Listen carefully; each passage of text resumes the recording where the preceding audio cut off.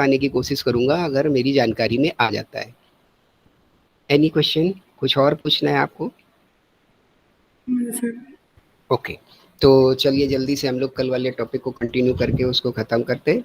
कल हम लोग पेमेंट ऑफ टैक्सेस से आगे बढ़कर ऑफेंसेस, पेनल्टीज और अपील्स इस पे जाने लग गए थे। तो अब आपकी बिग हेडिंग क्या हो जाएगी? Offences, penalties and appeals. तो कल कुछ पेनल्टीज हमने आपको लिखा दी थी कि इसमें इतने हज़ार और इस पे इतने हज़ार का जुर्माना।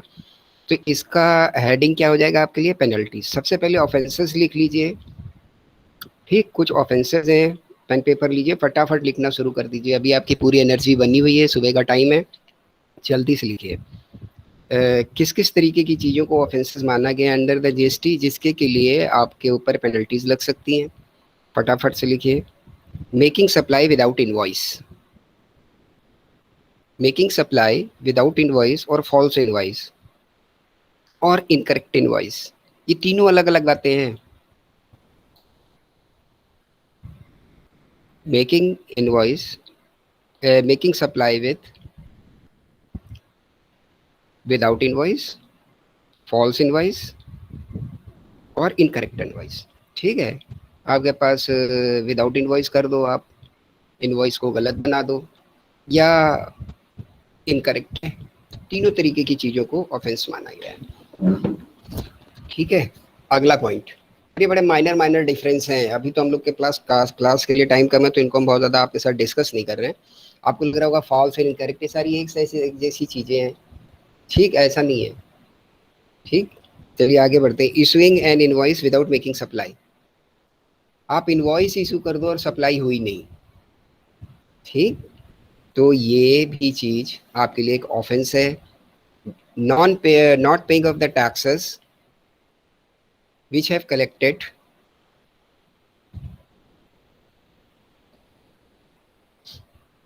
In the period of 3 months, आपने जो टैक्स कलेक्ट किए उसको जमा करने में 3 महीने से ज़्यादा हो गया। You have exceeded the period of 3 months। Actual word लिखिए, you have exceeded the period of 3 months। जो आपने टैक्स कलेक्ट किए उनको जमा करने में आपको क्या हुआ? 3 महीने से ऊपर हो गए। तो अगर ऐसा हो जा रहा है, then it is going to be the thing which is further punishable. Okay, non-paying of taxes which is collected on contravention of the provision of CGST और SGST। ठीक है, कभी कभार क्या है कि टैक्स के रेट बदलते हैं। एक इसका हमारा लेक्चर पड़ा हुआ है, आप देख लीजिएगा, तो उस पर क्या इफेक्ट पड़ते हैं कि टैक्स रेट बदले तो हमारी इनवॉइस पहले कटी थी तो पेमेंट बाद में आया, तो कौन सी डेट लेनी है, क्या करना है। तो अगर ये जो कॉन्ट्रावेंशन हो जाता है किन्हीं कारणों से, ठीक है, बिटवीन द टैक्स रेट्स, तो इस दौरान फिर जो आपने टैक्स कलेक्ट किए उसमें भी कुछ लेट हो सकता है, और उसको भी जमा करने में अगर आपने दिक्कत की तो भी ऑफेंस है। देरी की, एक्सीडिंग 3 months। उसके बाद non deduction of the TDS और द टीसीएस। ठीक, टीसीएस या टीडीएस आपको कलेक्ट करना चाहिए था, वो आपने नहीं किया। तो अगर वो भी आपने नहीं किया है, then it is also an offence. ये भी एक ऑफेंस है। Availing input tax credit, availing input tax credit without actual receipt of goods or services। ठीक, आप इनपुट टैक्स क्रेडिट ले रहे हो जबकि एक्चुअल में आपका जो है वो कुछ हुआ ही नहीं था, आपने कुछ जो है वो लेन देन हुआ ही नहीं था आपका। विदाउट, आपने सामान कुछ खरीदा ही नहीं, कुछ इनपुट हुआ ही नहीं, और उसकी जो है वो क्रेडिट आप ले रहे हो। फ्रॉडुलेंटली ऑब्टेनिंग एनी रिफंड, ठीक, धोखे से कोई रिफंड आप ले लो किन्हीं कारणों से।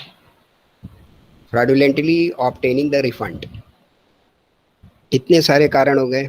ठीक है, उसके आगे बढ़ जाइए आप। अगला कारण है आपके लिए फर्निशिंग फॉल्स इंफॉर्मेशन और the फाल्सिफिकेशन of, furnishing false information or the falsification of records, falsification of the records for the purpose to evade the tax. ठीक, आप गलत प्रकार की सूचनाएं दो, गलत तरीके से अपनी किताबों को, रिकॉर्ड्स को रखो, और उसका उद्देश्य ये समझ में आए कि आप टैक्स को कम देना चाहते थे। ठीक, तो ये भी आपके लिए एक ऑफेंस है। आगे बढ़ जाइए, अगला पॉइंट है failure to produce the register, failure to get register, not to produce, produce नहीं लिखिए, failure to get register despite of, despite of being get registered. मतलब वो जो आपका रेंज होता है कि इससे के इतने के ऊपर टर्नओवर है तो आपको रजिस्टर्ड हो जाना चाहिए, उस टर्नओवर को आप पार कर चुके हैं और आपने अपने आप को रजिस्टर्ड नहीं कराया है, तो ये भी एक ऑफेंस है। ठीक, समझ आ रही है ना बात ये? तो आप उस लिमिट को क्रॉस होने के पहले रजिस्टर्ड हो जाइए। अगला पॉइंट है आपके लिए furnishing false information regarding mandatory field of registration. वो फॉल्स इंफॉर्मेशन किस तरीके की थी जो पहले पॉइंट में डिस्कस हुई? That was of the financial nature, उसका नेचर फाइनेंशियल था, and that was for the purpose to evade the tax, कि आपको टैक्स कम देना पड़े, इसलिए कुछ आपने अपने आंकड़ों में फेर बदल की थी। ठीक, और ये वाली किस तरीके की इंफॉर्मेशन है कि ये जब आपको रजिस्टर्ड होना है तो रजिस्टर्ड होते समय जो आपको प्रोफार्मा मिलता है उसमें आप गलत सूचनाएं दे दें, आपका कोई पता ना हो, उस पते से आप रजिस्टर्ड हो जाएं, किसी गलत नाम से रजिस्टर्ड हो जाएं, कोई गलत पैन नंबर दे दें उसमें आप। एग्रीड? तो रजिस्ट्रेशन के समय जो आप गड़बड़ी करके फॉल्स इन्फॉर्मेशन देते हैं, ये उस पॉइंट की बात हो रही है। अगला, ऑब्स्ट्रक्टिंग और preventing any official in discharge of his duty. जो भी जीएसटी से रिलेटेड ऑफिसर्स आते हैं, अगर वो चाहते हैं कि आपके स्टॉक का वेरिफिकेशन कर लिया जाए और आप उनको रोकते हो, किसी कारण से आप उनको ऑब्स्ट्रक्ट करते हो, प्रिवेंट करते हो कि ये काम नहीं करने देंगे, तो these all are the offences, ये भी एक ऑफेंसेस है। ठीक, transporting the goods without prescribed documents. ये एक पूरी लिस्ट अच्छी सी मैं आपको करा दे रहा हूँ कि जिससे अगर कोई ऑफेंस से रिलेटेड कोई क्वेश्चन बन जाता है तो इसमें से आपको आधे याद रह जाएंगे, कुछ याद रह जाएंगे, वो बड़ी मदद करेंगे आपके एट दैट टाइम। ठीक, और साथ में डिस्कस कर दे रहा हूँ जिससे दिमाग में उनकी जगह बन जाए आपके लिए। Transporting goods without prescribed documents, जब आपका गुड्स इन ट्रांजिट होता है, कोई भी ट्रांसपोर्टर किसी के भी गुड्स को लेके जा रहा है तो उसके साथ एक प्रिस्क्राइब डॉक्यूमेंट होना चाहिए कि कितना सामान लदा है, इसमें कौन सी क्वांटिटी है, क्या इसमें मार्का है, ऑल दिस थिंग्स, क्या रेट है, कि कौन सा ट्रांसपोर्टर किसको, कौन सा कोई कौन पार्टी किस पार्टी को भेज रही है, उनका नाम, उनका जीएसटीएन नंबर, ये सारे रिक्वायर्ड फील्ड्स हैं, ये सारी चीज़ें होनी चाहिए। अगर ये चीज़ें नहीं हैं, इनमें से कुछ के बगैर आप ट्रांसपोर्टेशन में हैं, then it is the offence. Clear? अब एक बात और आती है कि क्यों यहाँ ट्रांसपोर्टिंग की बात आ गई है तो मैं जिक्र कर देता हूँ कि पीछे काफ़ी सारा कोर्सेज हम लोगों का कवर अप हो चुका है। तो मुझे नहीं पता क्या हुआ है। ई वे बिल एक चीज़ होती है, इसका नाम सुना है आप लोगों ने? प्लीज़ रिस्पॉन्स करते रहिएगा बेटा। ई वे बिल का नाम सुना है? Yes sir. हाँ, तो ई वे बिल जहाँ पर रिक्वायर्ड है वहाँ पे ई वे बिल भी होना चाहिए। तो ये प्रिस्क्राइब डॉक्यूमेंट्स में आपके वो बड़े ट्रांसपोर्टेशन की भी बात कर रहा है कि जिसमें पूरा सामान आ रहा है, और एक ई वे बिल की भी बात कर रहा है कि जिसमें 50,000 की लिमिट के ऊपर अगर आप किस रेंज में, एक उसमें एरिया और डिस्टेंस की भी बात होती है, कहाँ तक लेके जा रहे हैं, तो ई वे बिल आपके पास होना चाहिए। ठीक, ए वे बिल एक सराउंडिंग एरिया के लिए होता है, तो वहाँ तक के लिए आपको ई वे बिल भी होना चाहिए क्योंकि वो भी रिक्वायर्ड है। आगे बढ़ जाते हैं हम लोग जल्दी से further. Suppressing turnover leading to tax evasion, suppressing turnover leading to tax evasion. ये जो आपका टर्नओवर है इसी पर तो टैक्स का सारा सिस्टम बना हुआ है ना, तो आप क्या करो कि टर्नओवर को ही सप्रेस करने लग जाओ, दबाने लग जाओ, छुपाने लग जाओ, काम करने लग जाओ टैक्स इवेट करने के लिए, तो ये भी एक आपके लिए ऑफेंस है। Failure to maintain, failure to maintain accounts documents in a manner as provided in the act. बहुत ध्यान रखिए सारी बातों का। Failure to maintain accounts oblique documents in manner as prescribed in the act. आपको उसी तरीके से अकाउंट्स को रखना है, बुक ऑफ अकाउंट को रखना है, उसी तरीके से आपने अपने डॉक्यूमेंट्स को सब प्रोफाइल बना करके रखना हुआ है जैसा कि एक्ट आपसे बोलता है। ठीक, आप ऐसे नहीं बोल सकते कि नहीं यार हमारे यहाँ यही प्रथा है, मैं इसी तरीके से किताब लिखूंगा, मैं ऐसा ही करूंगा। Is it clear? आपको उस तरीके से रखना है। और एक आपकी जानकारी के लिए चीज़ें और बढ़ा दूं, क्योंकि आप इनकम टैक्स पढ़ के आए होंगे पीछे से, तो इनकम टैक्स में भी वो आपको बोलता है कि असेसमेंट और financial year should be the year starting from April to this year. ठीक बोलता है ना, April to 31 March of the following year. ठीक, इस फॉर्म में जो पीरियड आ रहा है वो ही प्रीवियस ईयर बनेगा, उससे अगला वाला साल असेसमेंट ईयर बनेगा। ठीक है, ये तो डेफिनेशन याद होगी आपको। आगे बढ़ जाते हैं। साथ ही साथ बोलता है कि हाँ आप अपनी किताब उसमें है, और इसको दिमाग में डाल लीजिए, इंटरव्यू के लिए क्वेश्चन बनते हैं ये, कि आप अपनी book of account, income tax से परमिशन देता है, कंफ्यूज मत करिएगा, इनकम टैक्स से परमिशन देता है कि आप अपनी book of account any mode of year में रख सकते हैं। एनी मोड ऑफ ईयर, आप चाहो कैलेंडर ईयर में रखो, आप चाहो, देखते होगे कि दिवाली में जो हमारे यहाँ के कन्वेंशनल और ट्रेडिशनल बिजनेस पर्सनस हैं उनकी बुक ऑफ अकाउंट क्लोज होती है, किताबों की पूजा वूजा होती है। ठीक है ना, तो आप चाहे उस मोड में रख लीजिए। गुजरात में मान लीजिए कोई और महीना चल रहा है जहाँ से साल शुरू खत्म होता है, वो उस ढंग से रखना चाहें, बंगाल में कोई और चल रहा है वो उस ढंग से रखना चाहें। एनी मोड ऑफ ईयर में आप अपनी बुक ऑफ अकाउंट रखिए, but when you are going to produce it regarding the income tax, then you have to produce such data, और उसको आप एडजस्ट करो in the form of the financial year which is stated in the income tax act. Clear हो रही है बात? उसने ये छूट आपको दी वहाँ पर फाइनेंशियल ईयर के, आप किसी भी ढंग से किसी भी साल में अपनी किताब को रखो, और उसके बाद उसको फाइनल आप किस ढंग से दे दो, उस तरीके से दे दो कि जैसे फाइनेंशियल ईयर वो बोलता है। और दो तरीके की चीज़ें उसने वहाँ आपको बताई थी। क्या दो तरीके से आप बुक ऑफ अकाउंट को रख सकते हो, या तो एक्रूअल या cash basis. Cash basis apply होगा एनपीओ पर।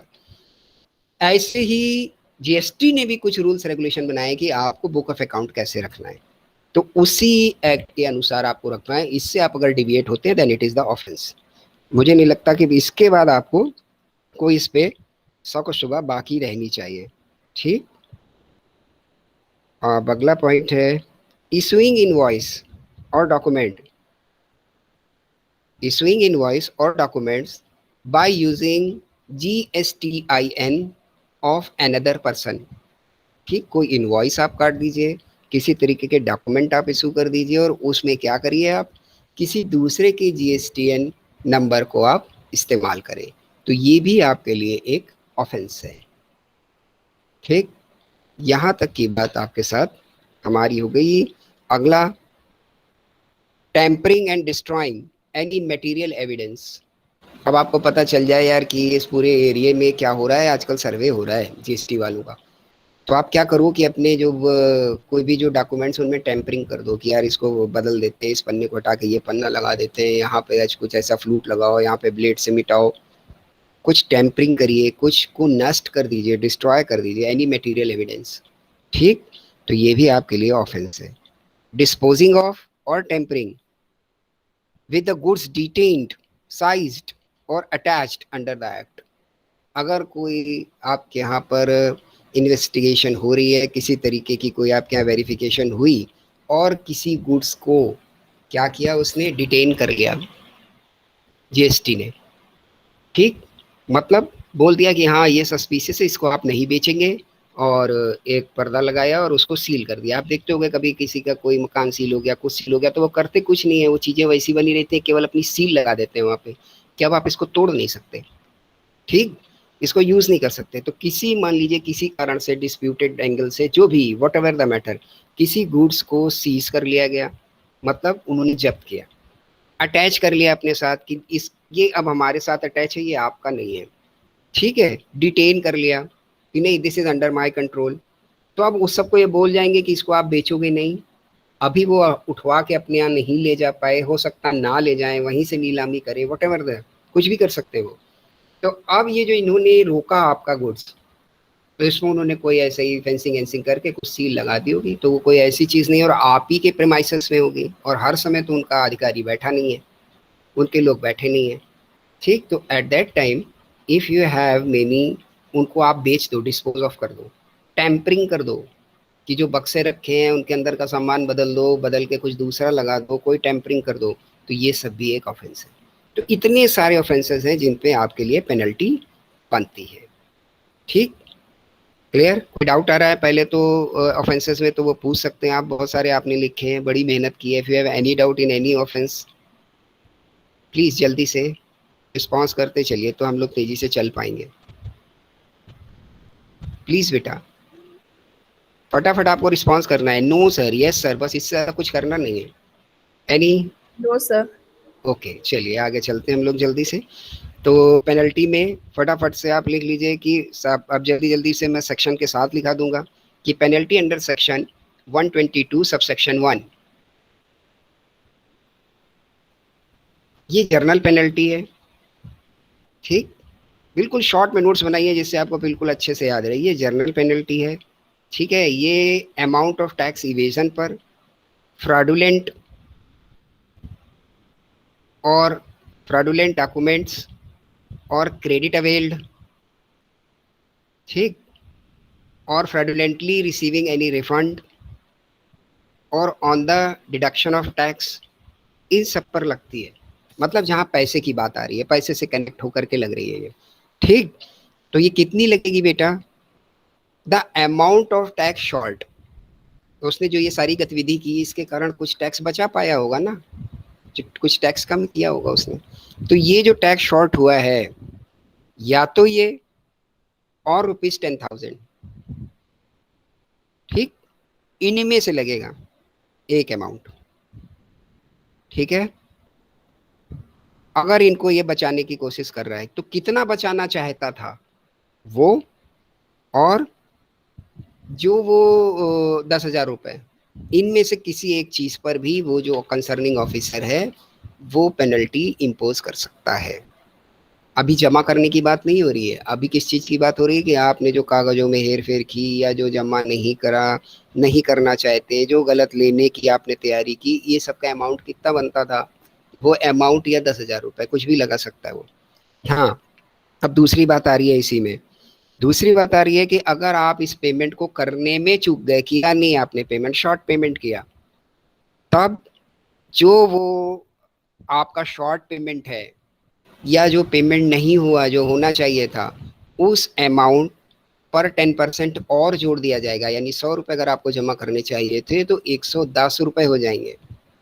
ठीक, और ₹10,000, इनमें से जो बेहतर समझेगा वो आपके ऊपर असेसिंग ऑफिसर इम्पोज करेगा।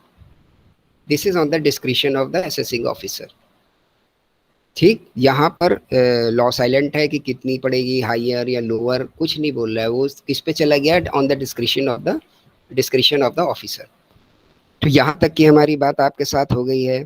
और penalty for the failure of furnish information return, ये कल मैंने आपको लिखा दी थी कि 5,000 रुपए तक, उसको भी यहीं पर एक साथ ले आइए आप। Fine for the failure for the not furnishing the statistics, तो जो स्टैट्स नहीं देते हो, तो इसकी भी कल चर्चा हो गई थी। और मैक्सिमम लिमिट कितनी थी आपकी इसकी? 25,000 तक की पेनल्टी आपके ऊपर लग सकती है। क्लियर होती जा रही है सारी बात? ठीक, Excuse अब me, sir. यस पूछिए बेटा। सर थोड़ा स्लो स्लो बोले, सब लिख नहीं पा रहे हैं। ओके ओके, ये तो जो ये बात के 2 पॉइंट थे बेटा, ये तो कल ऑलरेडी हल्के डिस्कस हो गए थे, तो वहां से केवल आपको कनेक्ट अपना बनाना है। यस ठीक, सर। और अधिकतर मुझे वो बच्चे दिखाई दे रहे हैं जो कल थे, तो इजीली बना सकते हैं वो। ठीक, तो penalty for the failure of the furnish to furnish the information return, जो आप इंफॉर्मेशन नहीं दे पा रहे थे रिगार्डिंग द रिटर्न। ठीक, इस पर कितनी पेनल्टी थी कल लिखी है हम लोगों ने? 5,000 रुपए। ठीक है, अगली जो थी वो, जस्ट ए मिनट, 1 मिनट रुकिएगा बेटा।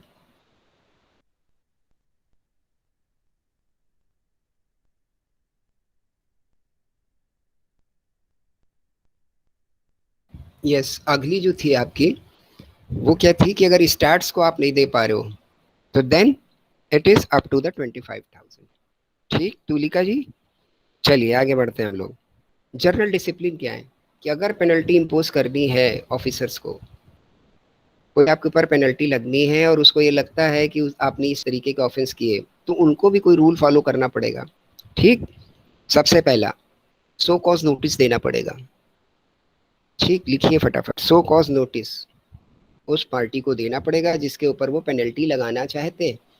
और सो कॉज नोटिस मतलब वो उस ऑफेंस को बताएंगे उसमें लिख के कि ये ऑफेंस आपके बुक में या आपके यहाँ वेरिफिकेशन में मुझे दिखाई दिया, इसके अगेंस्ट में आपको अगर जो जवाब देना है दीजिए, वरना फिर ये ऑफेंस है और इसकी पेनल्टी आपके ऊपर लगाई जाएगी।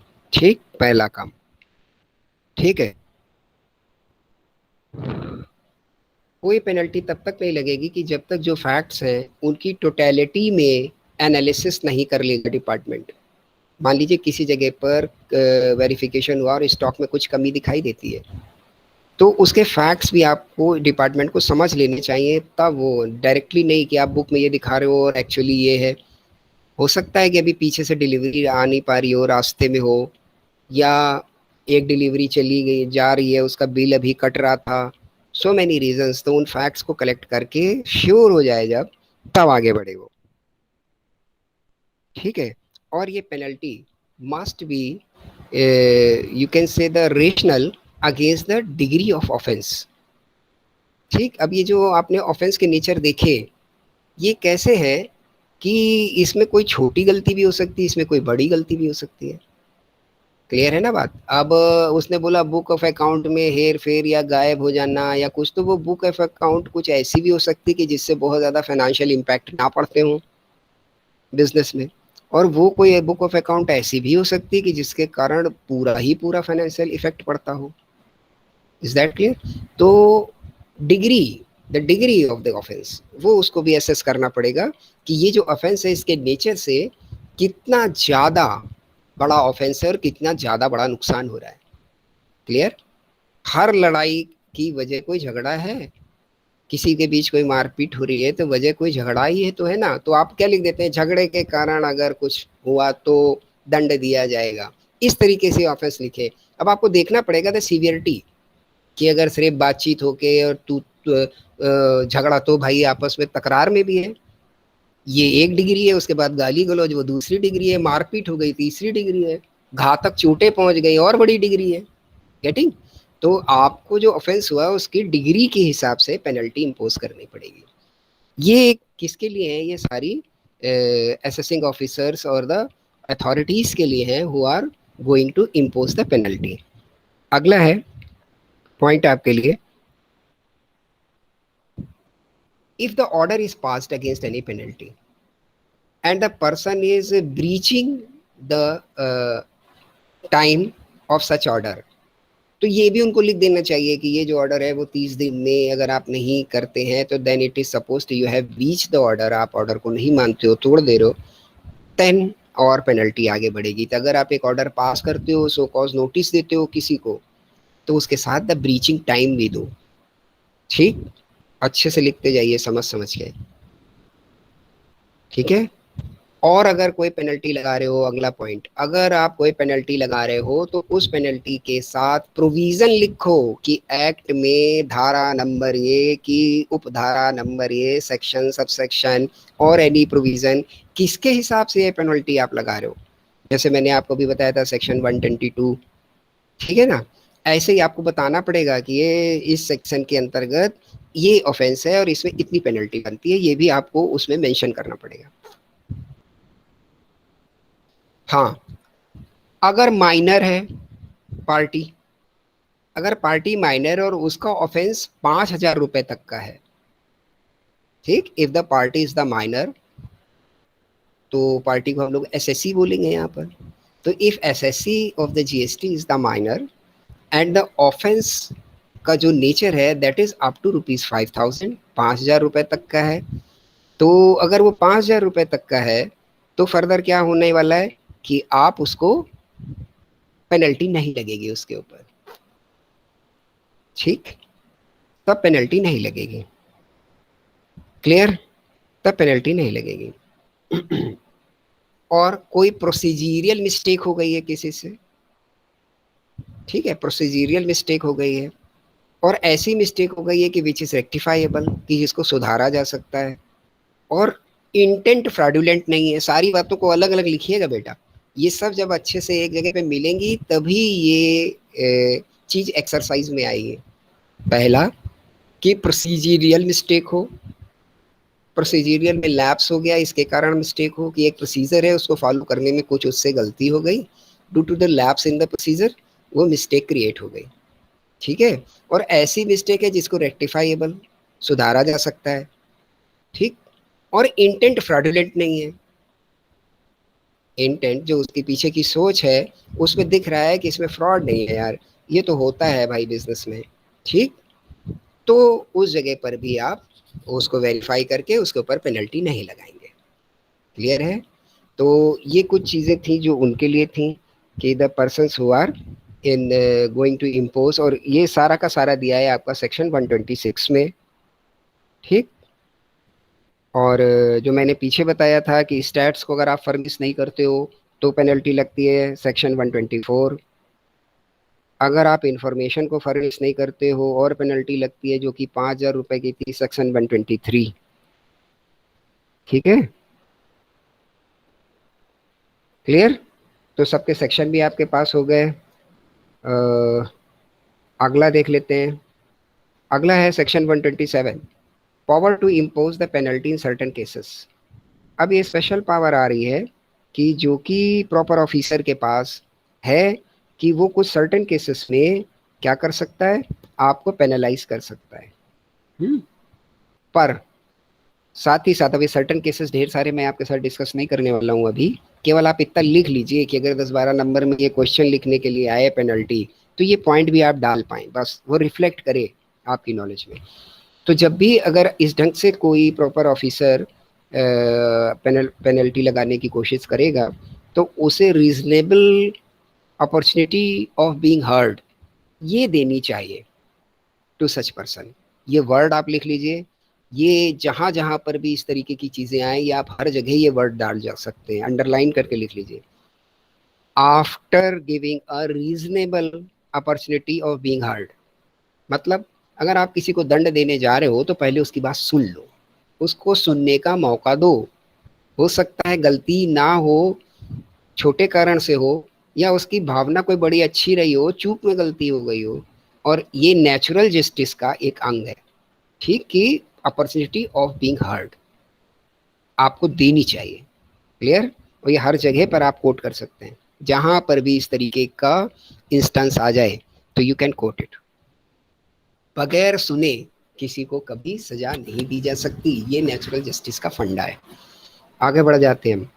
पावर टू वेव पेनल्टी और फाइन बोथ, सेक्शन 128। ये जो अब आपके प्रॉपर ऑफिसर्स हैं, गवर्नमेंट हैं या जो बड़े ऑफिशियल्स हैं, इनके पास ये पावर है कि जो भी पेनल्टी पीछे के सेक्शन में डिस्कस हुई, ये चाहे तो सेक्शन 128 का इस्तेमाल करके आपकी उस पेनल्टी को या फी को वेव भी कर सकते हैं। अब उसने बोल दिया वेव भी कर सकते हैं। अब एज पर द प्रोविजंस ये वेव की भी कुछ आगे कुछ लिमिट्स होंगी कि इस केस में इतना कर सकते हैं, इसमें इतना कर सकते हैं, इसमें 100% कर सकते हैं। तो वट एवर वो एक अलग इशू, अभी आपके लेवल पे आपको ये पता होना चाहिए कि इनको वेव भी किया जा सकता है, सेक्शन 128 बोलता है। क्लियर। आगे बढ़ जाते हैं हम लोग जल्दी से, कि जो detention, seize, seizure and release of goods, ठीक, एंड कन्वेंस इन ट्रांजिट, ये जो आपका सामान पकड़ा जाए, रोक लिया जाए, सीज कर लिया जाए, इसको रिलीज करने की भी पावर वन सेक्शन 129, ठीक है। क्लियर। इसको भी रिलीज करने की पावर है सेक्शन 129। आपने ऊपर के उसमें पढ़ा ना कि वो ऑफेंस है कि जो डिटेन किया गया उसको आप चेंज करो, तो डिटेन करना और उसको रिलीज करना ये भी पावर इनको मिली हुई है, क्योंकि किसी भी चीज को डिटेन करना ना एक प्रकार की आपके लिए सजा है, ठीक ना। आपका काम रुकता है, बाधित होता है, आप ही को सड़क पे रोक कर कोई पूछने लग जाए 2 मिनट के लिए तो दिक्कत होती है। तो same with the goods in transit, जो गुड्स इन ट्रांजिट है उन सब को डिटेन करना, सीज करना और उनको रिलीज कर देना, ये पावर 1 सेक्शन 29 देता है। ठीक, अब कब कब कर सकता है वो, कि जब आपका गुड्स इन ट्रांजिट है, ठीक, नंबर 1, स्टोर में है तब भी डिटेन हो सकता है, विदाउट प्रेस्क्राइब डॉक्यूमेंट्स, जो डॉक्यूमेंट्स उसके लिए चाहिए वो डॉक्यूमेंट चाहे आपके स्टोर में रखा हो वहाँ ना आप दिखा पाएँ, चाहे गुड्स इन ट्रांजिट हो वहाँ ना दिखा पाएँ आप। ठीक, तो प्रॉपर उसके लिए जो डॉक्यूमेंट्स हैं, बुक ऑफ अकाउंट्स हैं, वो मेंटेन होनी चाहिए। ठीक, अगर वो वैसी नहीं है then it can be detained और सीज्ड। ठीक, और उसका रिलीज भी कर सकता है वो, अगर आप प्रॉपर उसको दिखाओगे। ये पूरा का पूरा किस में आ रहा है, आपका सेक्शन 129 में आ रहा है। अब अगर ये जो गुड्स हैं ये अगर डिटेन किए जाते हैं और इन पर जो है वो आप प्रॉपर चीज़ें नहीं दिखा पा रहे हो, and they are, then such goods are taxable, और वो गुड्स टैक्सेबल हैं। अब आपने पीछे, मुझे उम्मीद है सब पढ़ लिया होगा कि कौन कौन से टैक्सेबल हैं, क्या क्या एग्जेम्प्टेड गुड्स हैं, ठीक ना। तो अगर वो टैक्सेबल कैटेगरी में आ रहे हैं, टैक्सेबल मतलब भले जीरो रेटेड हो, ठीक, क्योंकि रेट तो लग रहा है ना जीरो, तो चाहे जीरो रेटेड हो, अगर वो टैक्सेबल कैटेगरी के गुड्स हैं जीएसटी के हिसाब से, तो क्या लगेगा उनके ऊपर, एप्लीकेबल टैक्स जो लगना चाहिए था। आप अपने डॉक्यूमेंट्स में दिखा नहीं रहे हैं तो कोई टैक्स लग नहीं पा रहा है, तो जो टैक्स लगना चाहिए था, प्लस पेनल्टी। अब ये पेनल्टी कितनी है, जल्दी से लिखिए, 100% equal to the tax payable for such goods, यानी उन सामान पर जितना टैक्स लगना चाहिए था वो उसको, वो तो लगेगा ही लगेगा, साथ में उसका 100% एज पेनल्टी लगेगा। यानी जो सामान आपने रोका उस पर मान लीजिए 100 रुपये टैक्स के बनते हैं, तो अब कितने जमा करने पड़ेंगे, 200। ठीक है, और if such goods are of exempted categories, अगर वो एग्जेम्प्टेड कैटेगरीज के हैं लेकिन सीज कर लिए गए, डिटेन कर लिए गए, और सीज और डिटेन बेटा तभी होंगे कि जब उसके प्रेस्क्राइब डॉक्यूमेंट्स आपके पास नहीं होंगे, क्लियर, या एज पर द एक्ट नहीं होंगे, दोनों बातें हैं। तो अगर वो एग्जेम्प्टेड कैटेगरी के हैं तो 2% of the value of good, क्योंकि एग्जेम्प्टेड है तो उनकी टैक्स वैल्यू तो होती नहीं, टैक्स बनेगी नहीं, क्योंकि उन पर टैक्स एग्जेम्प्ट है, पढ़ना ही नहीं है।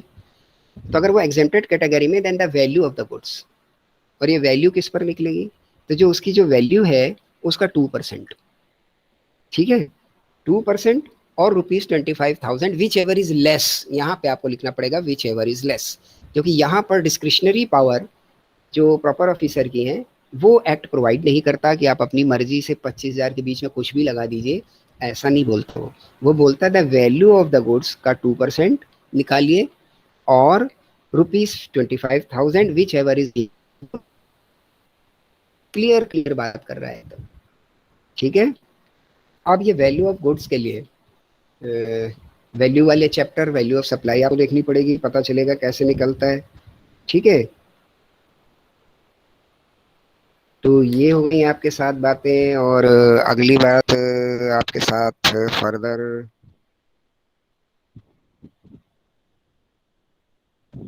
जल्दी से डिस्कस करनी है, दैट इज सेक्शन 131। देखिए फटाफट 131, मैं चाह रहा हूँ ये पेनल्टी और इससे रिलेटेड चीज़ें जल्दी से कवर अप हो जाएं आज ही के सेशन में। सेक्शन 131, सेक्शन 131 किस चीज़ की बात करता है कि penalty not to intervene with other punishments, ठीक, आपकी जो पेनल्टी है मेड और penalty impose under the provision of the act shall not prevent infliction of any other punishment, कि कोई और पनिशमेंट और पेनल्टी लग गई तो उसमें पेनल्टी इंटरवीन नहीं करती, पेनल्टी अलग चलेगी, और दूसरे तरीके के ऑफेंसेस जो आप अगर दूसरे हैं या कोई ऑर्डर्स हैं तो वो अलग चलेंगे। क्लियर हो रही है ना बात। मान लीजिए आपका पूरा जो स्टोर है उसमें कुछ एरिए में के गुड्स पर पेनल्टी लग गई कि आप किताब ठीक से नहीं रखते, ठीक, साथ ही साथ कोई एक और चीज़ चल रही, तो आप ये नहीं बोल पाओगे कि यार क्योंकि वो पेनल्टी लग गई तो अब मैं ये काम नहीं कर पाऊंगा। तो जो नेचुरल वे और जो नेचुरल टाइप के जो आपके वर्किंग हैं वो तो सारी आपको करनी है, कोई डायरेक्शंस मिलते हैं तो वो भी करने हैं, उनको आप पेनल्टी के नाम पर उससे बच नहीं पाएंगे कि ये तो यार अब मेरा जो है गुड सीज है तो अब मैं इसका कोई डेटा नहीं दे पाऊंगा। डेटा तो आपको देना पड़ेगा कि मेरे यहाँ इतना रखा है। अगर स्टोर की या स्टॉक की वैल्यूएशन या स्टॉक की पोजीशन आपसे जीएसटी मांगती है, क्योंकि जीएसटी में आपका स्टॉक भी जाता है, डेटर भी जाते हैं। समझ आ रही है ना आपको बात? जो भी आपका पोर्टल है, तो अब वो उतना सिंपल नहीं है कि जैसे पहले काम होते थे। बहुत डिटेल में मैं आपसे बात नहीं कर सकता हूँ, दिक्कत ये है क्योंकि टाइम का दिक्कत है। तो बात क्या हो रही है कि जीएसटी में आपको डेटर्स भी देने हैं, मतलब उधार कितना बेचा है, साथ ही साथ स्टॉक भी देना है। तो जो एरिया है इवेजन का, उसको बहुत कम करता चला जा रहा है जीएसटी। बात समझ आती चली जा रही है आपको? अगर आप रजिस्टर्ड हो गए, then the chances of evasion of tax बहुत ज़्यादा रिड्यूस हो जाते हैं, क्योंकि आपने जो नगद बेचा, वो तो आप सारी ट्रेडिंग आपको क्योंकि ऑनलाइन करनी है, बिल भी सारे रिटर्न्स भी ऑनलाइन डालने हैं, आपको आईटीसी का क्लेम भी ऑनलाइन लेना है, और ऑनलाइन में आपकी पार्टी भी दिख रही है, किसके खाते में पैसा जा रहा है, किसके खाते से आपके में भी पैसा आ रहा है। द फ्लो ऑफ ट्रांजैक्शन और द वैल्यू ऑफ मनी सारा ट्रांसपेरेंट है और दिख रहा है। आप नहीं बताओगे तो कोई बैंक से पिकअप हो जाएगा, और जैसे ही पोर्टल पे आपने डाला तो सब इंटरकनेक्टेड है, सब आपको मिल जाएगा उसी को 1 मिनट में। ठीक। और बात क्या हो रही थी? हाँ, सामान से रिलेटेड बात हो रही। तो डेटर भी आपका पूछता है, वो तो उधार खरीद बिक्री भी उसको मिल जाती है। स्टॉक भी आपसे पूछता है, वो तो स्टॉक की पोजीशन भी मिल जाती है। तो आप ऐसा नहीं कह पाएंगे कि ये मेरा गुड सीज है तो इसको स्टॉक से हटा दो ना। है तो आपके स्टॉक में, सीज किया है उन्होंने। सीज वर्ड समझ रहे हैं कि आपकी कोई चीज जो जब्त कर ली गई, जो मेरे पास है, तो जब्त तो वही होगा जो किसी दूसरे का होगा, जो मेरी जेब में होगा वो तो मेरा होगा। Is that clear? तो आप कभी भी कोई भी पार्टी या कोई भी एसएससी या जीएसटी से रजिस्टर्ड पर्सन ये नहीं कह सकता because this goods is detain और दिस गुड इज सीज्ड। तो जब डिटेन है, सीज्ड है, तो पेनल्टी आ जाएगी। तो पेनल्टी के ऑर्डर के कारण आप नॉर्मल प्रोसीजर या जो और काम आपको जीएसटी के करने हैं उस पर्टिकुलर एरिया से which is going to be penalised, उससे आप बच नहीं सकते, उसमें इंटरवीन वो नहीं करता। ये है इसका मतलब। क्लियर? क्लियर हुई ये बात बेटा? वो सारी चीज़ें आपको डेटा लेना ही पड़ेगा। आप लिख दो उसके आगे ये सीज्ड है, पर बताओ तो इतना तो गुड्स है मेरा। चलिए अगला पॉइंट लिख लीजिए, 132। ठीक, 132। ये जो 132 है, ये बड़ा खतरनाक है। इसकी हेडिंग आप डालिए और इसको ध्यान से लिखिए। व्यापारी को सबसे ज़्यादा दिक्कत इसी में है, पनिशमेंट फॉर सर्टेन ऑफेंसेस। भाई आपकी क्लास में भी कमाल है, 9:45 बजे एंट्री मांगते लोग। वो मैसेज आप डाल दीजिए बेटा, 15 मिनट के बाद एंट्री एंट्री नहीं मिलेगी, वो ब्रेक हो जाता ना सब सिस्टम। जैसा जो चलता रहा वो चलता रहा होगा। आप देख रहे हैं कि मेरी इधर उधर की आपसे कोई बात नहीं होगी, सिर्फ पढ़ाई से रिलेटेड बात हो रही है, और आपके जो इश्यूज हैं उनको एड्रेस करेंगे हम लोग। ठीक, तब इसके लिए ये लेट एंट्रीज की कॉल्स, ये डिस्टर्बिंग है बेटा। खैर चलिए, क्योंकि मेरा काम केवल पढ़ाना नहीं है, आपकी क्राफ्टिंग भी है, क्योंकि इसके बाद आप जाने वाले हो इंडस्ट्री के सामने, और इंडस्ट्री बेटा बड़ी बेरहम है, बहुत बेरहम है। समझ रहे हैं ना आप? अब ये कोर्स आपको एमबीए की ओर ले जाएगा या फर्दर किसी जॉब वॉब की तैयारी करोगे आप? तो ये जो एमबीए करके और आज सोच रहे हो एमएनसी और अच्छे जॉब में, तो इंडस्ट्रियां बड़ी बेरहम है। आपको दिखता है कि ये पैकेज है, ये पैकेज है, वो उन्हीं के लिए है कि जो बिल्कुल अप टू डेट है, नॉट विद द एजुकेशन।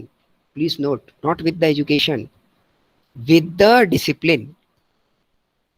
जो डिसिप्लिन होगा और आप एजुकेटेड हैं और आपको ट्रेनिंग दे दी जाएगी, तो परफॉर्मेंस अपने आप आएगी, ये मानना है इंडस्ट्री का। ठीक, एजुकेशन आप अचीव कर रहे हो, ट्रेनिंग वो आपको दे देंगे। आपको अपने अंदर क्या चीज लानी है? डिसिप्लिन। ठीक, कभी दिक्कत नहीं होगी किसी जॉब में। बट जो ये आदतें इनडिसिप्लिन वाली हैं, ये इंडस्ट्री के लिए बहुत खराब हैं, और इंडस्ट्री जितने अच्छे से रखती है उतनी बेइज्जती से निकाल देती है। आप मेरी बात को ध्यान से सुनिए और समझिए। मेरी एज 55 है, सारी चीज़ों के एक्सपीरियंस के बाद मैं बेटा आपसे बोल रहा हूँ। आपसे तो बड़ी देर में मेरी मुलाकात हुई, ठीक ना? गवर्नमेंट जॉब का भी एक्सपीरियंस है मेरे पास, 16 ईयर्स का। ठीक, प्राइवेट जॉब का रिलायंस में भी मैंने काम किया है, उसका भी एक्सपीरियंस है। तो सारी जगह का एक्सपीरियंस है, उसके हिसाब से बता रहा हूँ, इंडस्ट्री बड़ी बेरहम है और आप उसी की ओर आगे जा रहे हो अच्छे अच्छे सपने लेके, ये पैकेज मिलता है, फलाना होता है। तो आप नोट कर लीजिए, निगोशिएशन स्किल, पढ़ाई से अलग इसको स्टार बना के नोट कर लीजिए। निगोशिएशन स्किल, कम्युनिकेशन स्किल्स, और आपकी grooming of personality with discipline, the most most important. और फिर डिसिप्लिन के साथ आपकी ऑनेस्टी, आपकी क्लियरिटी, ये चीज़ें जुड़ती हैं। ये हर एक कंपनी को चाहिए, अच्छी कंपनी को। सिखा तो वो देंगे ही यार तुमको कि क्या करना है। आप अभी बैंक में जाओ, आपको वो सारे लोग दिख जाएंगे। मैं थोड़ा टॉपिक से हट गया हूँ, लेकिन ये भी आपके बहुत मतलब का है। और ऐसा मौका जब मुझे मिल जाता है कि आपको ये बताना है, तो जरूर ही जरूर बताऊंगा मैं, भरे आपको बुरा लगे थोड़ी देर के लिए, ठीक। लेकिन ये आपके लिए बड़े काम का है बच्चों। आप अभी जाओ किसी बैंक में, तो आप देखोगे 50-55 साल के लोग, जिनके जमाने में कंप्यूटर होता नहीं था, कंप्यूटर पे काम कर रहे हैं। कैसे कर पा रहे? ट्रेनिंग दे दी गई, करने लग गए, कम ज्यादा जैसा भी कर पा रहे हैं। तो सिस्टम ड्रिवन है सारी चीजें। सिस्टम आपको डाल देता है ऐसे से उसमें कि आप, सिस्टम आपको ड्राइव करता है और आप ड्राइव होने लग जाते हैं। चाहिए क्या? डेडिकेशन, डिसिप्लिन, ये चाहिए। तो एक तो आप पढ़ाई पे ध्यान दीजिए, सबसे पहला काम। दूसरा काम, अपने ऊपर ध्यान दीजिए। अगर आपने अपने आप को संभाल लिया और आप करेक्ट आ गए, जिनमें गारंटी, मेरा नाम लिख लीजिए, आज की डेट और टाइम लिख लीजिए, आपको कभी दिक्कत नहीं होगी किसी जॉब में और कहीं पर भी। अगर थोड़ा सा ध्यान बच्चों आपने अपने ऊपर दे दिया, और यही समय है, इसी समय देना है, आगे समय नहीं मिलेगा। जैसे आप एमबीए करके पहुंचे तो फिर भाग दौड़ शुरू हो जाएगी, एक ने रखा, दो ने निकाला, फिर ये वो, और फिर वैसे ही आपका प्रोफाइल बन जाएगा कि ये जाते हैं 6 महीने में हर जगह से हटा दिए जाते हैं। फिर अच्छा आदमी आपको पिक ही नहीं करेगा। ये शुरुआत के ही साल 2 साल में जिनको जो ग्रोथ मिलनी है, वो फिर लाइन पकड़ते चले जाते हैं। तो ये रिक्वेस्ट मानिएगा मेरी, ठीक, रिक्वेस्ट, कि आप अपने ऊपर ध्यान दीजिए और अपने आप की क्राफ्टिंग पे ध्यान दीजिए। और ध्यान ऐसे ही दिया जाएगा, डिसिप्लिन नंबर 1। वो घर में हो तो घर में अप्लाई करिए, घर से शुरू हो जाइए कि माँ की कितनी बात मान रहे हैं, पिता की कितनी बात मान रहे हैं, और खुद आपको सब पता है, इतने बड़े हो गए आपकी क्या चीज़ डिसिप्लिन में होनी चाहिए। ठीक है बेटा, अब इस पर मैं बात नहीं कर रहा हूँ क्योंकि हम लोग का टाइम चला जाएगा, पर अभी ज़रूरी हो गया था क्योंकि उस तरीके की गलतियां अगर बार बार रिपीट होती हैं तो ये दिख रहा है कि आप को संभालने की थोड़ी ज़रूरत है। अरे मेरी ड्यूटी है यार, ट्रैफिक पुलिस पे वाला जो चौराहे पे खड़ा होता है उसका काम होता है किसी को रोके, किसी को हाथ दिखाए। तो ट्रैफिक पुलिस वाला समझ के मेरी बात का बुरा मत मानिएगा। जस्ट 1 मिनट, तो मुझे थोड़ा सा दूसरे टॉपिक की ओर मैं चला गया था।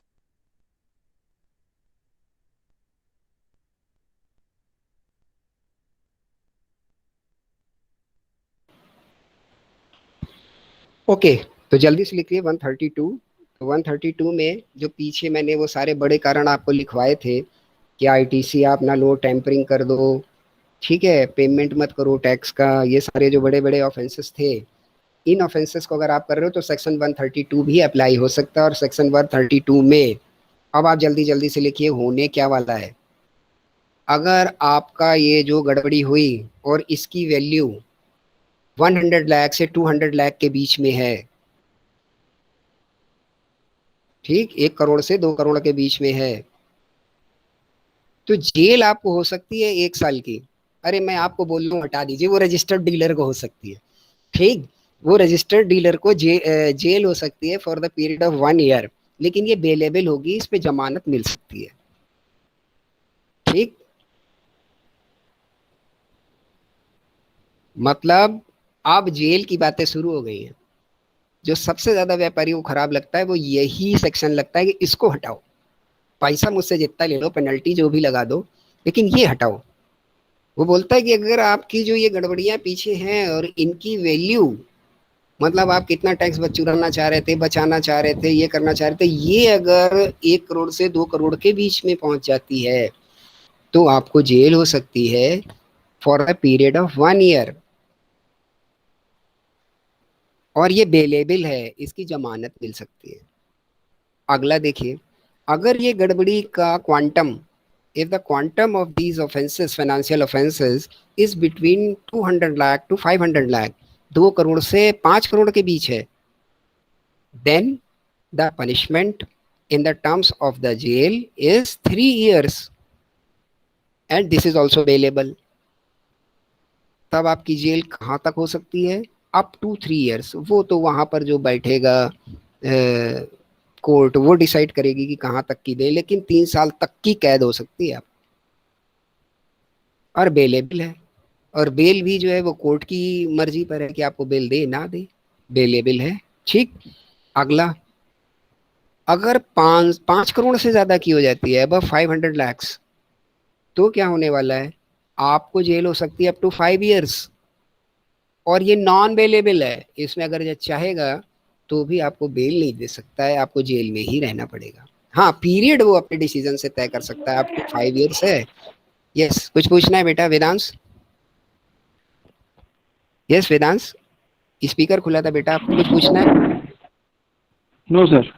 ओके, तो ये जो आपकी 5 करोड़ से ऊपर वाली है, इसमें 5 साल तक की कैद हो सकती है, और ये बेलेबल भी नहीं है, नॉन बेलेबल, और इनके साथ फाइन भी लगाया जा सकता है in all the cases. Fine क्या होगा? That is on the description of proper officer, ये उनके ऊपर छोड़ दिया गया है।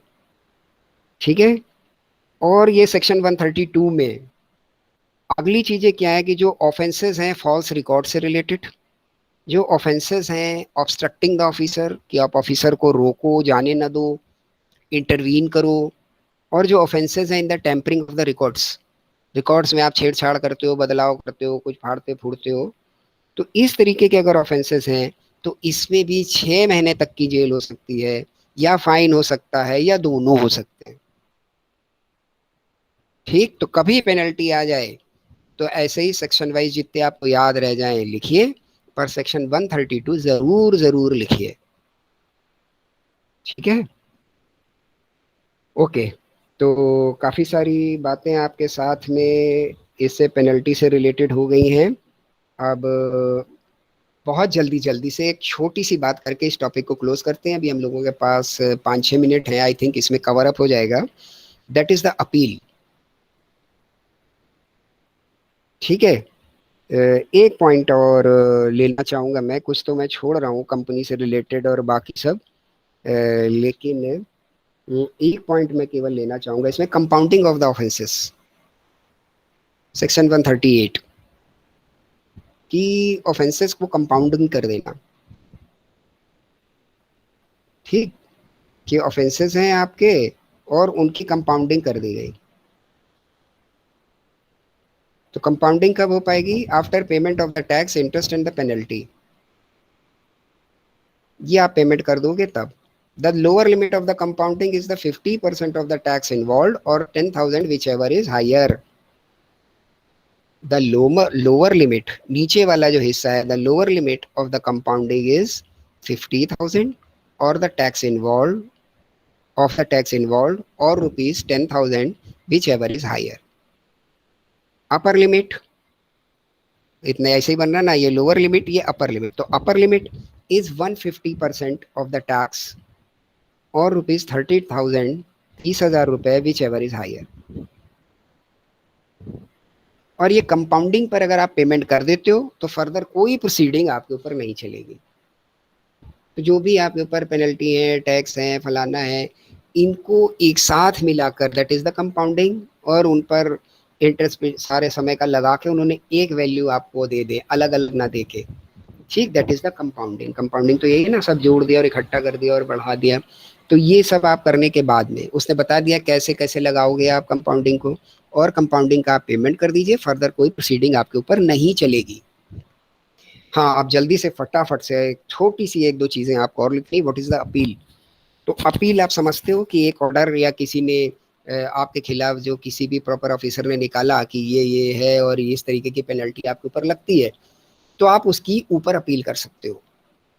ठीक, तो किसके अगेंस्ट कहाँ अपील होगी, ये बस शॉर्ट में आपको जल्दी जल्दी लिख लेना है। अपील समझ आ गया ना, कि आप जाके अपनी फरियाद बोलो कि भाई ये इन्होंने गलत लगा दिया, मुझे इससे राहत दो। ठीक, तो इसका एक चैनल है, कैसे चलेगा ये? डायरेक्ट आप किसी कोर्ट में नहीं जा सकते। तो देखिए, जिसने ये किया, जिस प्रॉपर ऑफिसर ने, उसके अगेंस्ट में आप अपील कर सकते हो एजुकेटिंग अथॉरिटी के पास।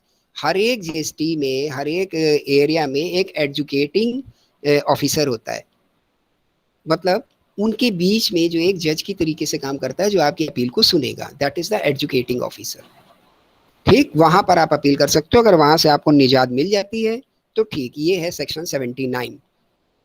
अब एजुकेटिंग ऑफिसर ने कोई ऑर्डर कर दिया, जो पुराना ऑर्डर है, मान लीजिए उसको उसने ओके कर दिया, आपकी अपील को डिनाई कर दिया, आप संतुष्ट नहीं है, तो आप संतुष्ट नहीं है तो आप कहाँ जा सकते हैं? Appellate tribunal. फटाफट लिखते जाइए, अपीलेट ट्रिब्यूनल। आप कहाँ जा सकते हैं? अपीलेट ट्रिब्यूनल पर। ठीक, और ये पावर कहाँ से मिल रही है? एसएससी को ये पावर मिल रही है सेक्शन 81, 82, 83 एंड 84 कि वो अपीलेट अथॉरिटी में, अपीलेट ट्रिब्यूनल में अपनी अपील को करे। अब अपीलेट ट्रिब्यूनल ने भी डिसीजन दिया, आपके फेवर में नहीं दिया, तब आप अपीलेट ट्रिब्यूनल से आगे जाकर के कहाँ अपील कर सकते हो? High court. ठीक है, हाई कोर्ट में अपील करिए आप, और ये पावर मिलती है आपको सेक्शन 87 से। हाई कोर्ट से भी आप संतुष्ट नहीं है तो आप सुप्रीम कोर्ट जा सकते हैं, और ये पावर है सेक्शन 88 और 89 में। नॉर्मल केसेस में हम देखते हैं कि डायरेक्टली हम लोग इस कोर्ट में गए और उस कोर्ट से सीधे कहाँ पहुँच गए? उस कोर्ट से हम लोग सीधे पहुँच गए आपके हाई कोर्ट और सुप्रीम कोर्ट। यहाँ चैनल है, एजुकेटिंग अथॉरिटी के पास आपको जाना पड़ेगा, और एजुकेटिंग अथॉरिटी के बाद फिर आपको फर्दर जाना पड़ेगा अपीलेट अथॉरिटी के पास, और अपीलेट अथॉरिटी के बाद आपको जाना पड़ेगा ट्रिब्यूनल के पास, ट्रिब्यूनल के बाद हाई कोर्ट के पास, और हाई कोर्ट के बाद सुप्रीम कोर्ट के पास। ये चैनल है बेटा। ठीक, अब 1 मिनट आपका और लेंगे हम कि अपीलेट ट्रिब्यूनल के ये क्या होता है, इसको आप समझ लीजिए, क्योंकि ये हाई कोर्ट लेवल की चीज़ होगी आपके लिए, क्योंकि लोअर लेवल पर तो आपके लिए एजुकेटिंग ऑफिसर्स हैं। ट्रिब्यूनल्स मतलब वो रेस्पेक्टिव एरियाज के लिए कुछ बना दिए गए कि यहीं पर आइए और यहाँ पर आपकी सुनवाई हो जाए। ठीक है ना, जैसे लेबर से रिलेटेड केसेस हो, टैक्स से रिलेटेड केसेस हो। अब सारे के सारे अगर हाई कोर्ट सुनने लग जाएंगी तो वो तो इंडियन पिनल कोड और आपकी सीआरपीसी को करते करते उनकी जो है वो कैपेसिटी एकदम फुल हो रही है। ठीक, तो अब वो अगर टैक्स भी सुनने लग जाएंगी और वो लेबर भी सुनने लग जाएंगी तो फिर तो कितना बर्डन हो जाएगा। ठीक, तो इसके लिए थोड़ा सेक्टोरियल कर दिया गया कि दिस इज द ट्रिब्यूनल, कि आप पहले ट्रिब्यूनल में जाइए। तो आप जब ट्रिब्यूनल में जाएंगे, वहां से भी अगर आपको राहत ना मिले तो फिर आप नॉर्मल हाई कोर्ट में आ सकते हैं। ठीक है, ये चैनल है, तो ट्रिब्यूनल का भी कुछ हल्का अंदाजा हमने आपको दे दिया। ठीक है ना, तो अब इनमें इतना ही अगर आप कर लेंगे तो बहुत अच्छा है। अब इसमें भी लिमिट है कि कितने दिन में कहाँ पे अपील होगी, कितने पैसे तक की हो तो कहाँ अपील होगी, ऐसे कई सारे आगे बातें हैं। उनको फर्दर हम लोग छोटी छोटी से 1-2 पॉइंट हैं वो कल के क्लास में कवर अप कर सकते हैं, तो उनको कल देख लेंगे हम लोग। और इसके बाद हम लोग जो है वो फर्दर चले जाएंगे स्पेशल टाइप ऑफ जो आपके प्रोविजंस हैं उन पर। तो कल की क्लास में ये एरिया हमारा खत्म हो जाए, फिर हमारा टॉपिक कहाँ पर पूरा आ जाएगा? आईटीसी पर। ठीक, इनपुट टैक्स क्रेडिट, जहाँ पे न्यूमेरिकल काम है, और वही आपको बेसिकली सबसे ज़्यादा आना चाहिए और सीखना चाहिए। Okay, if there is any query regarding today session तो आप अभी जल्दी से बेटा पूछ सकते हो। Then it is time to wind up the meeting. Is there any query regarding today's session, or No, anything you sir. have to say, or anything you have No, to sir. say? No. Okay, then thank you very much, all of you. Have a nice day. Very nice meeting. Thank you, sir. Thank you beta, thank you beta, Thank you, thank sir. you, thank you all of you, thank you Thank you, very much. sir.